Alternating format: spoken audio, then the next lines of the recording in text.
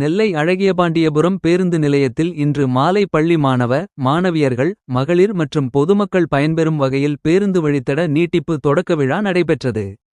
தமிழ்நாடு போக்குவரத்துத் துறை அமைச்சரின் வழிகாட்டுதலின் பேரில் நெல்லை சட்டமன்ற உறுப்பினர் ஆர்.எஸ்.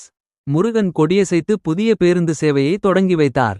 பள்ளி மாணவியர்கள், மகளிர் மற்றும் பொதுமக்கள் பெரிதும் பயன்பெற உள்ளனர். இந்நிகழ்ச்சியில் தமிழக வெற்றிக்கழக நிர்வாகிகள் மற்றும் தோழமைக் கட்சி நிர்வாகிகள் உள்பட பலர் கலந்து கொண்டனர்.